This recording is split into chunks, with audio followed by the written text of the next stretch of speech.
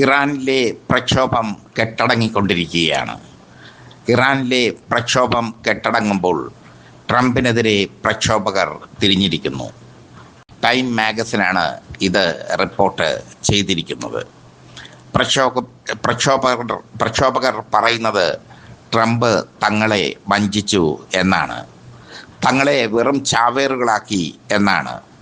6 മാസമാണ് പ്രക്ഷോഭത്തിന് തയ്യാറെടുത്തത്. മൊസാദ് അതിൽ നന്നായി സഹകരിച്ചു. എല്ലാവരും പ്രക്ഷോഭം നടത്താൻ ആഹ്വാനം ചെയ്തു. മൊസാദ് പണി കൊടുക്കും എന്ന് തങ്ങൾ പ്രതീക്ഷിച്ചില്ല. മൊസാദ് പറഞ്ഞത് പ്രക്ഷോഭത്തിന് ട്രംപിൻ്റെ എല്ലാവിധ പിന്തുണയും ഉണ്ടെന്നാണ്. ട്രംപും അങ്ങനെ തന്നെ പെരുമാറി. ട്രംപ് പ്രക്ഷോഭം നടത്താൻ ആഹ്വാനം ചെയ്തു. ഖൊമൈനിയെ അട്ടിമറിക്കുന്നതുവരെ പ്രക്ഷോഭം തുടരാനും പ്രക്ഷോഭകരെ തൊട്ടാൽ തങ്ങൾ ഇടപെടുമെന്നും ഖൊമൈനിക്ക് പകരം പഹ്ലവിയെ സ്ഥാനഭ്രഷ്ടനാക്കപ്പെട്ട രാജകുമാരനായ പഹ്ലവിയെ ഭരണാധികാരിയാക്കുമെന്നും ഒക്കെ ഉറപ്പ് കൊടുത്തു പ്രക്ഷോഭകർക്ക്. എന്നാൽ അവസാനം ട്രംപും മൊസാദും പിന്മാറി. ഇപ്പോൾ പ്രക്ഷോഭത്തിൽ പങ്കെടുത്ത 22,000 പേർ ജയിലിലാണ്.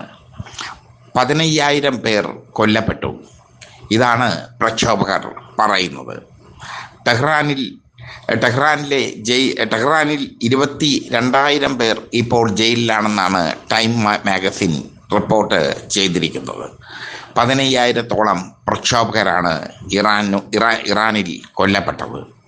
സർക്കാർ ഓഫീസുകൾ പിടിച്ചെടുക്കാനും സൈനിക കേന്ദ്രങ്ങൾ പിടിച്ചെടുക്കാനും പള്ളിക്കൂടങ്ങൾ പിടിച്ചെടുക്കാനും ഒക്കെ ട്രംപ് പ്രക്ഷോഭകരോട് പറഞ്ഞു.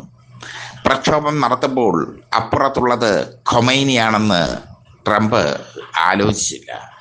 അപ്പുറത്ത് IRGC എന്ന ശക്തമായ കരസൈന്യം ഖൊമൈനിക്ക് പിന്നിലുണ്ടെന്ന് ട്രംപ് ആലോചിച്ചില്ല.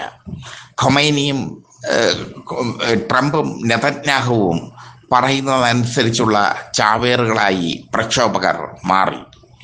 ഇറാൻ ഭരണകൂടം പ്രക്ഷോഭത്തെ അടിച്ചമർത്തി. ജനങ്ങളിൽ ഭൂരിഭാഗവും ഖൊമൈനിക്ക് ഒപ്പമാണെന്ന് തെളിഞ്ഞു. ഇതോടുകൂടി പ്രക്ഷോഭകർക്ക് വെറും ചാവേറുകളുടെ റോളായി മാറി. അന്തിമഘട്ടത്തിൽ പ്രക്ഷോഭകരെ കൈവിട്ടു ട്രംപ്. ഇറാനെ ട്രംപ് ആക്രമിച്ചില്ല. തങ്ങൾക്ക് പ്രക്ഷോഭം നടത്താൻ തോക്കുകളും മറ്റും നൽകിയത് മൊസാദ് ചാരന്മാരാണെന്ന് പ്രക്ഷോഭകർ തന്നെ കുറ്റസമ്മതം നടത്തി. ഇറാൻ സൈന്യം പിടികൂടിയ പ്രക്ഷോഭകർ ഇറാൻ ദേശീയ മാധ്യമത്തിലൂടെയാണ് കുറ്റസമ്മതം നടത്തിയത്.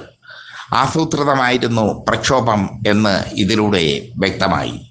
6 മാസം നീണ്ട തയ്യാറെടുപ്പുകൾ നടത്തിയിരുന്നു പ്രക്ഷോഭകർ. ഖൊമൈനിയെ അട്ടിമറിക്കുമ്പോൾ പ്രക്ഷോഭക നേതൃസ്ഥാനത്തിലുള്ളവർക്ക് വലിയ സ്ഥാനങ്ങൾ ഇറാനിൽ ഓഫർ ചെയ്തിരുന്നു. പഹ്ലവി തിരിച്ചെത്തുമെന്നും ഭരണം ഏറ്റെടുക്കുമെന്നും ട്രംപ് പ്രക്ഷോഭകരോട് പറഞ്ഞിരുന്നു. അതനുസരിച്ചാണ് പ്രക്ഷോഭകർ തെരുവിൽ ഇറങ്ങിയത്. പ്രക്ഷോഭകർക്ക് ധാരാളം പണവും ആയുധവും ലഭിച്ചു. പക്ഷേ ഇറാൻ സൈന്യത്തിൻ്റെ കരുത്തിൽ ഇറാൻ കണ്ട ഏറ്റവും വലിയ ഇസ്ലാമിക് റവല്യൂഷന് ശേഷം ഇറാൻ കണ്ട ഏറ്റവും വലിയ പ്രക്ഷോഭം കെട്ടടങ്ങി. ഇറാൻ സർക്കാർ അവയെ അടിച്ച് അമർത്തി. 2021 ഇതിന് സമാനമായ രീതിയിലൊരു പ്രക്ഷോഭം കത്തിപ്പടർന്നിരുന്നു ഇറാനിൽ. മഫ്ത ധരിക്കാത്ത യുവതിയെ കൊലപ്പെടുത്തി എന്നാരോപിച്ചായിരുന്നു പ്രക്ഷോഭം. ആ പ്രക്ഷോഭം ദിവസങ്ങൾ കൊണ്ട് അടിച്ചമർത്തിയ ഇറാൻ ഭരണകൂടത്തിന് ഇപ്പോഴത്തെ പ്രക്ഷോഭത്തിന് മുമ്പിൽ വിയർക്കേണ്ടി വന്നു എന്നുള്ളത് സത്യമാണ്. കാരണം മൊസാദിൻ്റെ ചാരന്മാർ പ്രക്ഷോഭകർക്കിടയിൽ നുഴഞ്ഞ് കയറിയിരുന്നു. അമേരിക്കയുടെ എല്ലാവിധ പിന്തുണയും പ്രക്ഷോഭത്തിന് ഉണ്ടായിരുന്നു. അതുകൊണ്ട് തന്നെ പ്രക്ഷോഭത്തിന് തീവ്രത ഏറി. പക്ഷേ അന്തിമ വിജയം ഇറാൻ ഭരണകൂടത്തിന് ആയിരുന്നു. ഖൊമൈനി എന്ന വയോവൃദ്ധനെ ഇറാനിലെ ജനങ്ങൾ എത്രത്തോളം സ്നേഹിക്കുന്നു എന്ന് ഈ പ്രക്ഷോഭത്തിലൂടെ തെളിയിക്കാൻ മാത്രമേ പ്രക്ഷോഭകർക്ക് കഴിഞ്ഞുള്ളൂ. എന്തായാലും പ്രക്ഷോഭകർ ഇപ്പോൾ ട്രംപിനെതിരെ തിരിഞ്ഞിരിക്കുകയാണ്. ഇറാന്റെ ദേശീയ ചാനലിൽ വന്ന് പ്രക്ഷോഭകർ കുറ്റസമ്മതം നടത്തുന്നു. ട്രംപിൻ്റെയും നെതന്യാഹുവിൻ്റെയും മൊസാദിൻ്റെയും കളിപ്പാവകളായിരുന്നു തങ്ങളെന്നും തങ്ങൾ മാപ്പ് ചോദിക്കുന്നുവെന്നും ഉള്ള കുറ്റസമ്മതം. പ്രക്ഷോഭകരിൽ എത്ര പേർക്ക് ഇറാൻ വധശിക്ഷ നടപ്പാക്കി എന്നത് അറിയില്ല. ഇറാനിൽ നടക്കുന്നതൊന്നും ഇപ്പോൾ പുറത്ത് അറിയുന്നില്ല. അതീവ രഹസ്യമായി ഭരണകൂടം എല്ലാം നിർവഹിക്കുന്നു. അമേരിക്കയെ സംബന്ധിച്ചിടത്തോളം ഇത് ഒരു തീരാക്കളങ്കമായി മാറിയിരിക്കുന്നു. ഒരു രാജ്യത്തെ ജനതയെ ഇളക്കിവിടുക, അവരോട് വിദ്യാലയങ്ങളും സർക്കാർ ഓഫീസുകളും പോലീസ് സ്റ്റേഷനുകളും പിടിച്ചെടുക്കാൻ ആവശ്യപ്പെടുക, സൈനിക കേന്ദ്രങ്ങൾ പിടിച്ചെടുക്കാൻ ആഹ്വാനം ചെയ്യുക. ഒടുവിൽ അവർ തെരുവിലിറങ്ങിയപ്പോൾ, അവർക്ക് തിരിച്ചടി നേരിട്ടപ്പോൾ കൈ കഴുകുക. അമേരിക്കയെയും ഇസ്രായേലിനെയും വിശ്വസിച്ചാൽ, പ്രത്യേകിച്ചും അമേരിക്കയെ വിശ്വസിച്ചാൽ ഇതായിരിക്കും ഫലമെന്ന് ഇപ്പോൾ പ്രക്ഷോഭകർ തിരിച്ചറിഞ്ഞിരിക്കുന്നു. അവരിപ്പോൾ ഖൊമൈനി ഭരണകൂടത്തോട്, ഇറാൻ ഭരണകൂടത്തോട് മാപ്പിരയ്ക്കുകയാണ് ഇറാൻ്റെ ദേശീയ ചാനലിലൂടെ. ഇറാനിൽ എത്ര പേർ മരിച്ചു, എത്ര പ്രക്ഷോഭകർ മരിച്ചു, എത്ര സൈനികർ മരിച്ചു എന്നതിനെ പറ്റിയുള്ള കണക്കുകൾ ഇനിയും ഇറാൻ പുറത്തുവിടുന്ന കണക്കുകളാണ് ഇപ്പോൾ ലഭിച്ചുകൊണ്ടിരിക്കുന്നത്. ടൈം മാഗസിൻ്റെ കണക്കനുസരിച്ചാണെങ്കിൽ 10,000-ലധികം പേർ ഈ പ്രക്ഷോഭത്തിൽ കൊല്ലപ്പെട്ടു. 22,000-ലധികം പേർ ടെഹ്റാനിലെ ജയിലിൽ അടയ്ക്കപ്പെട്ടു. ഈ പ്രക്ഷോഭകർക്ക് വധശിക്ഷ നടപ്പാക്കിയോ, ജയിലിലടച്ച പ്രക്ഷോഭകർക്ക് വധശിക്ഷ നടപ്പാക്കിയോ എന്നതിനെ പറ്റിയുള്ള കാര്യങ്ങൾ അജ്ഞാതം. ഇറാൻ മറ്റൊരു ചെറുത്തുനിൽപ്പിൻ്റെ പ്രതീകമായി മാറുകയാണ്. ഖൊമൈനിയെ സ്ഥാനഭ്രഷ്ടനാക്കാൻ വേണ്ടിയായിരുന്നു പ്രക്ഷോഭം.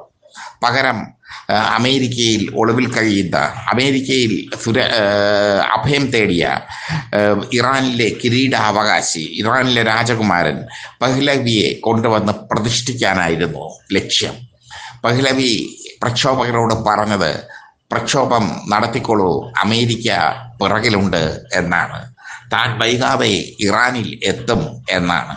ഇറാനിൽ എത്താൻ വേണ്ടി കോട്ടും സൂട്ടുമൊക്കെ അങ്ങനെ ധരിച്ച് റെഡിയായി നിൽക്കുകയായിരുന്നു പഹ്ലവി. ഇറാനിലെ രാജാവാകാൻ വേണ്ടി സ്വപ്നം കണ്ടിരിക്കുകയായിരുന്നു പഹ്ലവിക്കും പണി കിട്ടി.